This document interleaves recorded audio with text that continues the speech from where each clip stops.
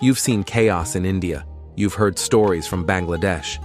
But what if I told you there's a place that makes both look organized? Welcome to Pakistan, a nation of dazzling weddings and million-dollar mansions. Sitting right next to mountains of rotting garbage and children playing in raw sewage. We infiltrate streets where traffic has no rules, expose skies so thick with smog they taste like ash, and discover neighborhoods where toilets don't exist. This is not just poverty. It's a parallel universe of inequality, pollution, and survival. Dare to follow this journey. But ask yourself, could you survive here? Number 1. Inside Pakistan's overpopulated reality. Let's start with a simple question. What do you know about Pakistan? Chances are you've heard of it on the news, often in the context of politics, conflict, or cricket. But beyond the headlines lies a country bursting at the seams, both literally and figuratively. To understand why Pakistan is in the condition it is today, and why surviving here feels like a test of human resilience, we first need to understand where it stands, both on the map and in the world. Pakistan is strategically located in South Asia. It shares borders with 4 countries: Iran to the west, Afghanistan to the northwest, India to the east, and China to the northeast. It also has a coastline along the Arabian Sea to the south. In short, Pakistan is landlocked on 3 sides with only a sliver of breathing space facing the sea. This geography places Pakistan right at the heart of some of the most complex geopolitical tensions on the planet. And yet this very location has also made it a land of incredible opportunity and immense pressure. Now, let's talk about the people. As of the year 2025, Pakistan's population has crossed the staggering mark of 235 million. Yes, you heard that right, over 235 million human beings packed into a country roughly the size of Texas. That makes Pakistan the 5th most populous country in the world, just behind Indonesia and ahead of Brazil. And here's the kicker: over 60% of the population is under the age of 30. That's a youth wave, a demographic tidal force that could either become the country's greatest asset or its ticking time bomb. But rapid population growth comes at a cost. The country's population was just over 30 million when it was founded in 1947. That means it has grown nearly 8-fold in less than a century, a rate that urban planners, healthcare systems, and basic infrastructure simply cannot keep up with. Let that sink in. Every city, every road, every school, every hospital, all are being stretched far beyond their limits, especially in urban hubs like Karachi and Lahore, which have transformed from modest cities into mega metropolises almost overnight. Take Karachi, for example, the largest city in Pakistan, home to nearly 25 million people as of this year. That's more than the entire population of Australia, crammed into one chaotic, sprawling, congested coastal city. It's a place where skyscrapers shadow, shanty towns, and luxury malls are just blocks away from slums teeming with barefoot children. So what happens when a country has more people than jobs, more mouths than meals, and more youth than opportunities? Well, it gets restless, it gets loud, it gets desperate. And that's exactly what's happening in Pakistan. The unemployment rate in 2025 hovers around 8% officially, but experts believe the real number is much higher when you account for underemployment and the informal economy. Meanwhile, nearly 1 in every 3 Pakistanis lives below the poverty line, meaning they survive on less than $2 a day. Combine that with weak governance, frequent blackouts, water shortages, and inflation that's been hitting double digits for the past 3 years, and you get a society that is constantly on the edge, always moving, always grinding, but rarely growing. And yet, amid all the chaos, there's something undeniable. The people of Pakistan are nothing if not resilient. Despite overwhelming odds, they press on. Children walk barefoot for miles to attend school. Women fight for their rights in patriarchal villages. Men wait for hours in dusty lines just to buy a sack of flour. There's a stubborn kind of hope here, a survival instinct baked into every layer of life. So before we dive into the noise, the smog, the poverty, and the grit, remember this: Pakistan is not just a place of problems, it is a place of people, and they deserve to be seen, not just for their struggle, but for their strength. Ready to see what life here really looks like? Let's go deeper. Number 2, pollution crisis in every breath. Let me paint you a picture, not the kind you'd hang in a gallery, but one you'd wish you could unsee. Imagine stepping off a plane and immediately feeling your lungs tighten. The air is thick, not with mist, not with fog, but with invisible poison. This is Lahore and just a few hundred miles south. Karachi tells the same story. In 2025, both cities ranked consistently among the top 10 most polluted cities on Earth, with air pollution levels that are not just dangerous, they are downright deadly. Let's talk numbers. According to the latest Global Air Quality Index, the average PM 2.5 level in Lahore during the winter months reaches over 250 micrograms per cubic meter. To put that into perspective, the World Health Organization considers anything above 15 to be hazardous for human health. Lahore exceeds that limit by more than 16 times. So what's causing this toxic haze? Well, it's not one single thing, it's a cocktail of chaos. First, there's open garbage burning. In many neighborhoods, there's simply no waste collection system, so people do the only thing they know: they set trash piles on fire. Plastic, rubber, food scraps all go up in smoke, releasing a cocktail of carcinogens into the air. Next, take a look at the vehicles. Over 70% of cars on the road are over 15 years old, running on low-quality fuel, belching out black clouds of unfiltered exhaust. Public buses, motorcycles, rickshaws, none of them meet modern emission standards. In fact, most have never seen a pollution check in their entire lifetime. Then there's industry. Unregulated factories continue to spew smoke into the sky without a second thought. Brick kilns line the outskirts of cities, running on anything from coal to used tires. Every puff of smoke they release is another nail in the coffin of clean air. And let's not forget nature's cruel addition, the dust. With desert winds sweeping in from Balochistan and unpaved roads in every direction, the very ground seems to rise and choke the people walking over it. But air is just the beginning. Let's look down at the streets. In many parts of Pakistan, garbage is not just a nuisance, it's a part of the landscape. You don't walk past trash, you walk through it. Plastic bags flutter like prayer flags between electrical wires. Rotten vegetables lie in the gutters. Sewage oozes past playgrounds where barefoot children laugh and play.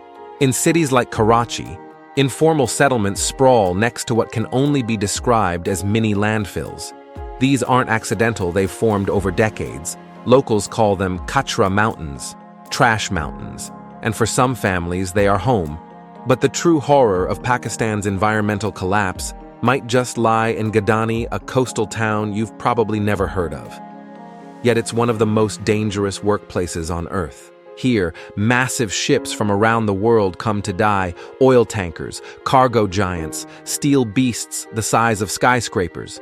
They're all dragged ashore and ripped apart piece by men with bare hands and no protection. No masks, no gloves, no rules.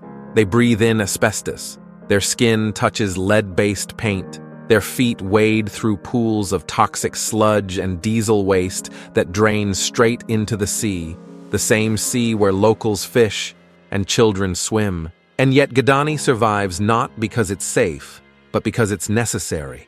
It provides jobs for thousands who have nowhere else to turn. It's not a workplace, it's a last resort. So let's recap.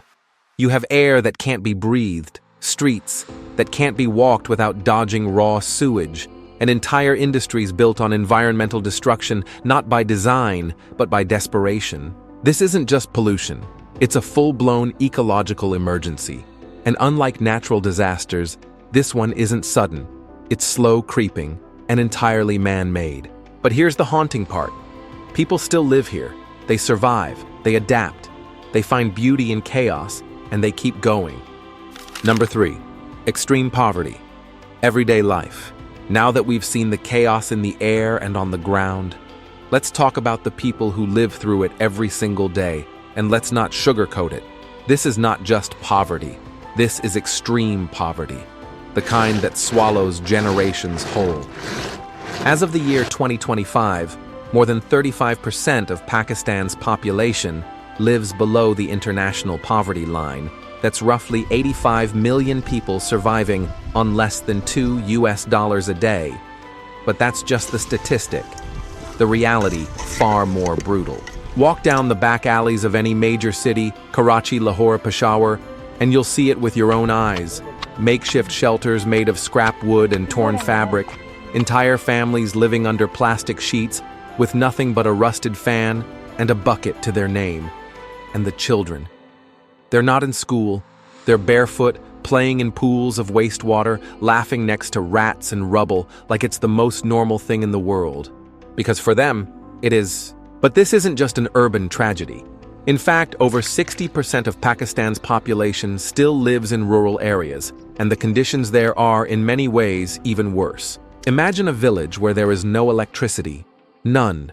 No flickering bulbs. No refrigerator hum. Just darkness. Once the sun goes down.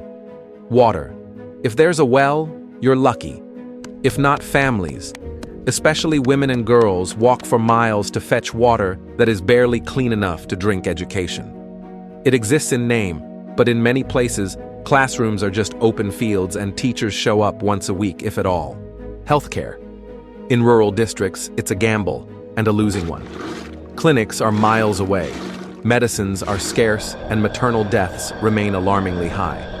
According to the latest report from the Pakistan Bureau of Statistics, more than 40% of rural households lack access to any form of basic medical care. Now, here's the twist. With rural life collapsing under the weight of droughts, failed harvests, and lack of opportunity, millions are migrating to cities in search of something better. But what they find is often worse. They trade dirt roads for congested slums, open fields for open sewers, hope for hustle. These are not migrants by choice. These are survivors of circumstance, pushed by desperation, pulled by illusions. And here's where it gets cruel. The cities they move to are already overwhelmed. Urban Pakistan is expanding faster than its infrastructure can keep up. There aren't enough schools, there aren't enough hospitals, there's barely enough housing. In cities like Lahore, entire families sleep under bridges on median strips, or inside abandoned buses, anything with a roof, even if it leaks. And work, it exists, but only for the lucky or the exploited. Most newcomers end up in informal sectors working as street vendors, day laborers, or domestic help.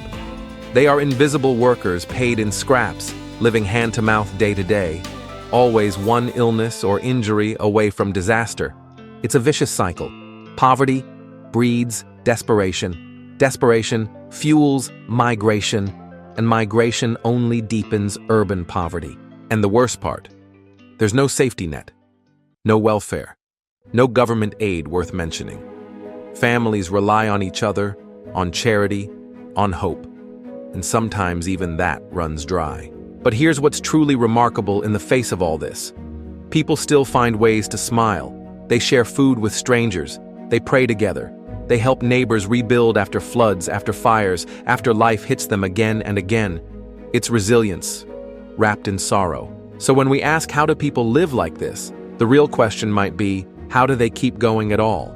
In a place where poverty is not a phase but a permanent address, survival becomes an act of quiet rebellion. And this is just the beginning of their fight. Number 4, chaos rules the roads. If you've made it this far in the journey, buckle up, because now we're diving into the chaos of Pakistan's transportation system. And trust me, calling it chaos might just be putting it politely. Here, traffic lights are a suggestion, not a rule. Road lanes. They're more like rumors and stop signs. You'll be lucky if you even see one, let alone see it obeyed. In many cities, intersections become gladiator arenas. The loudest, boldest vehicle wins. Let's take you to Karachi, Pakistan's largest city and arguably its most congested. With over 25 million people and more than 3 million registered vehicles, traffic in Karachi is not just a problem, it's a living organism. It honks, swerves, jerks, stalls, and somehow still moves. But move is generous, most days it crawls. Why? Because there's simply no structure. In many parts of the city, traffic signals either don't exist, don't work, or are completely ignored.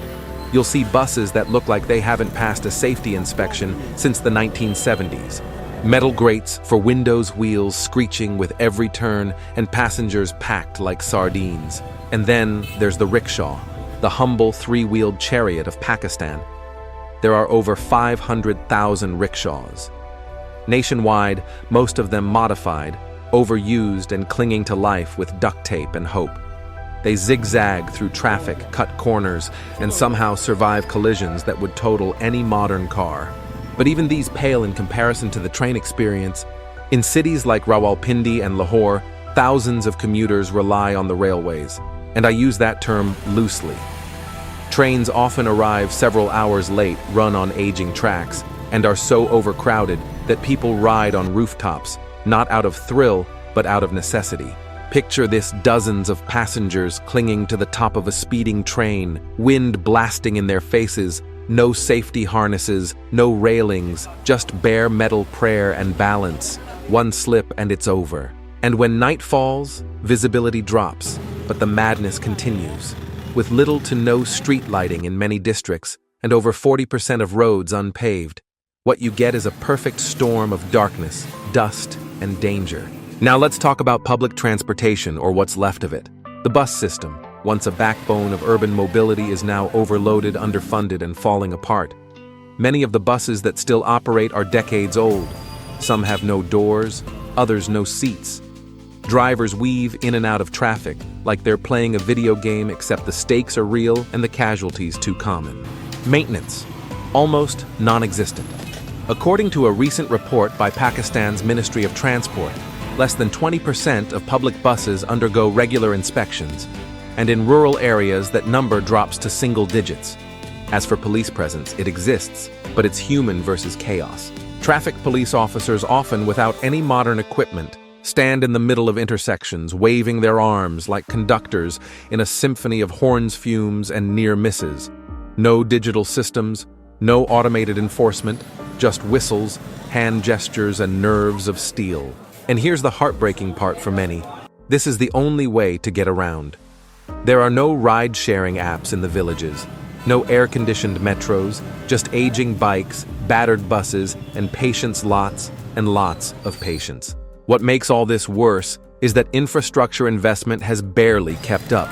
As Pakistan's population surged past 235 million, in 2025 urban development remained stagnant. Roads were built for a country half this size, and now they're cracking under the weight. It's not just traffic, it's systemic, it's generational, and it's pushing people to their physical and emotional limits every single day. So next time you're stuck in a 10-minute traffic jam, maybe take a deep breath. Because here in Pakistan, a 10-minute jam would be considered a miracle. Number 5. Exploited workers, silent suffering. Let's talk about the hands that keep this country running. Hands that stitch, scrub weld, and carry, yet are often invisible to the world. In Pakistan, work doesn't always mean dignity.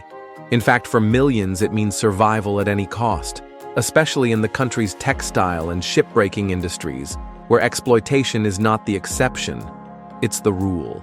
Let's start with textiles. The textile industry is Pakistan's economic lifeline, accounting for over 60% of total exports. That means billions of dollars worth of shirts, jeans, towels, and bed sheets, many of which end up in the storefronts of global fashion giants like Zara, H&M, and Levi's. But behind every thread and stitch is a story they don't put on the tag. Factories are scattered across Lahore, Faisalabad, and Karachi, often located in narrow alleys or industrial zones, hidden from plain sight. Inside workers labor for 12 to 14 hours a day, 6, sometimes 7 days a week. And how much are they paid? Most workers earn between $60 and $120 per month. That's not a typo. That's for an entire month less than what some people in wealthier countries spend on a single dinner out. Protective gear. Forget it. Workers, including children as young as 12, are often exposed to toxic dyes, chemical fumes, and textile dust without masks, gloves, or even proper ventilation. Inhaling those particles day in and day out causes respiratory diseases, skin rashes, and in some cases, long-term organ damage. And when they fall sick, there's no health insurance, no paid sick leave, no unions to speak up. If they can't work, they don't get paid. And if they complain, they risk losing the only job that puts food on the table. But if you think that's bad, just wait until you hear about Gadani. Gadani, located along Pakistan's Arabian Sea coast, is one of the largest and deadliest ship-breaking yards in the world. This is where massive cargo ships, oil tankers, and retired vessels from Europe and East Asia are brought to die, and who tears them apart. Not machines, people. Thousands of men, barefoot, shirtless, and unprotected, climb into these steel giants armed with nothing but a blowtorch and a prayer. They dismantle towering ships by hand, one rusted bolt and jagged steel panel at a time. What's in those ships? Asbestos, lead mercury, heavy oils, flammable gases, toxic substances that would trigger emergency evacuations in most developed countries here. They're simply part of the job. And when accidents happen, and they do, often there's no ambulance rushing in, no hospital prepared, no workers' compensation. In 2024, alone, over 70 workers died at Gadani due to explosions, falls, or chemical exposure. And these are just the reported cases. Many more go unrecorded, buried, along with the truth. What makes it worse is that these workers have no safety net, no insurance, no legal protections, no power to bargain. They wake up every day knowing they might not come home, but they show up anyway, because for them, the only thing scarier than dying at work is not having work at all. This is what modern slavery looks like, not in chains, but in poverty. In desperation, in systems designed to extract labor but never offer protection. And here's the tragic irony. The very industries that exploit these workers are what keep Pakistan's economy afloat. Every garment exported, every ship broken brings in revenue, but at what cost? Number 6, culture that won't collapse. So far, we've shown you the chaos, the poverty, the pollution, the danger. But now it's time to shift gears. Because even in the heart of hardship, Pakistan pulses with life. Its culture isn't just surviving, it's thriving. And that perhaps is the country's most powerful paradox. Let's start with the everyday, the small things that outsiders might find strange, but to locals are sacred. In many parts of Pakistan, cleanliness is a ritual, and it starts with water, not paper. Instead of toilet paper, people use water to cleanse themselves, a practice rooted deeply in Islamic tradition, and one considered more hygienic by many. It's not just a habit, it's a spiritual act tied to the belief that cleanliness is half of faith. And then there's the way people eat. Forget forks, forget knives. In Pakistan, you eat with your hands, specifically, your right hand. It's not sloppy, it's intentional. It's about connection to the food, to the moment, and to those you're sharing it with. Picking up warm naan, scooping biryani, or dipping into spicy curry. It's a tactile experience, and for many, it's the only proper way to eat. But speaking of food, let's talk about flavor. Pakistani cuisine is an explosion of spice and soul. Dishes like biryani, a fragrant rice and meat dish, and nihari, a slow-cooked stew rich with marrow and heat, are national treasures. The aromas alone, cinnamon cloves, cardamom cumin, tell you everything about the country's diverse history. But here's the flip side. While the flavors are bold, the conditions are often unhygienic. It's common to see street vendors serving food right next to open drains. There are no refrigerators, no water filters, and sometimes no running water at all. That biryani you're dying to try. It might have been cooked beside a pile of rotting trash. And yet for millions, this is comfort food, the smell of home. Now, in a place where life is hard and resources are few, how do people stay grounded? The answer is community. In Pakistani society, community is everything. Families live together, often 3 or 4 generations under one roof. Neighbors look out for each other. Weddings are not just celebrations. They're festivals lasting for days with music, color, and rituals that trace back centuries. One such tradition is Bhangra, a high-energy folk dance from Punjab. Originally performed to celebrate harvest season, it's now a symbol of joy and resilience. The drums, the stomping, the colorful dress, it's not just performance, it's defiance. A way to say, we're still here and we're still dancing. And in the rural deserts of Sindh and Balochistan, life moves at a different rhythm. Here people live simply in mud huts or tents, drawing water from hand-dug wells and cooking over firewood. They raise goats, herd camels, and sleep under stars, disconnected from the modern world, but deeply connected to the land. This connection to nature is not poetic, it's practical. In a country facing water scarcity, climate change, and rapid urbanization, these communities remind us what self-reliance truly looks like. And despite all the hardships, despite the lack of clean air, safe roads, or stable income, there is pride. Pride in language, pride in tradition, pride in simply waking up every day and carrying on. Because in Pakistan, culture is not a luxury, it's a lifeline. It gives meaning to meals shared in dim light. It gives rhythm to feet that walk 10 miles a day. It gives color to lives lived in gray spaces. So yes, the country may be broken in many ways, but its spirit unshakable. And that might just be its greatest strength. So what have we really seen? Pakistan, a land of extremes, where opulence lives next to desperation, and where the roar of traffic competes with the silence of the unheard. It is a place where generational poverty runs deeper than the rivers, and yet somehow culture still blossoms like wildflowers through concrete. We've walked through the smog, heard the clamor of chaos, felt the weight of broken systems, but also, we've seen resilience, we've witnessed tradition, faith, family, things that refuse to be erased no matter how harsh the environment. In a country drowning in inequality, pollution, and hardship, hope still flickers. Sometimes in a child's smile, sometimes in the rhythm of bhangra, and sometimes simply in the fact that people wake up and keep going. So now the question turns to you. Could you survive here? Not just physically, but mentally, emotionally, spiritually. Could you adapt, endure, and still find beauty in the dust? If this journey moved, made you think, or showed you a side of the world you didn't know existed, consider subscribing to NVL Travel Documentary. Leave a comment below. We'd love to hear what stood out most to you. And if you believe these stories deserve to be seen, give the video a like. It helps us share this with more people who care.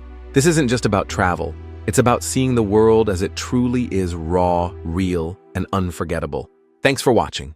And until next time, travel with your eyes open.